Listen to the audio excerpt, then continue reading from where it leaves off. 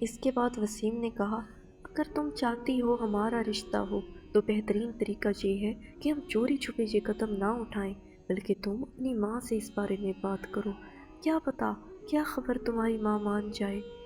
مہک بولی، مجھے اپنی ماں کا پتہ ہے، وہ کبھی ہمارے رشتے پر راضی نہیں ہوگی، لیکن اگر تم کہتے ہو تو میں بات کر کے دیکھتی ہوں، پھر جو ہوگا وہ میں نہیں جانتی۔ یہ کہہ کر مہک گھر چلی گئی۔ وہ گھر آتے ہی ماں کے پاس بیٹھ گئی اور ماں کے پیر دبانے لگی۔ زبیدہ ملک بولی، کیا بات ہے مہک، میں اہم کام کر رہی ہوں موبائل پر، ابھی باہر جاؤ، تھوڑی دیر کے بعد آنا۔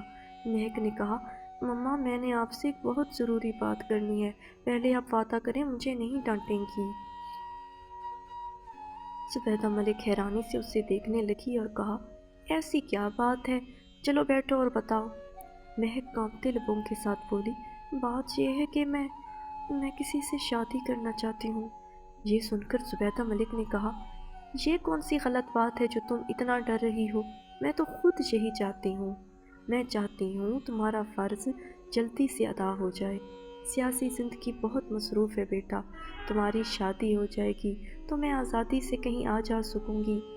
تمہارے ایک تو رشتے آئے تو ہیں، ایک ملک بہرام کے بیٹے کا جو باہر سے پڑھ کر آیا ہے، اور دوسرا بخاری صاحب نے بھی اپنے بیٹے کے لیے تمہارا رشتہ مانگا ہے۔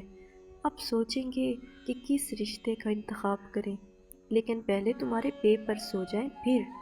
مہک الجھن میں بیٹھی تھی، آخر ہمت کر کے بولی، لیکن مما میں کسی اور کو پسند کرتی ہوں۔ اب زبیدہ ملک کے چہرے کے تاثرات میں تبدیلی آئی اور سنجیدگی سے مہک کی جانب دیکھ کر بولی،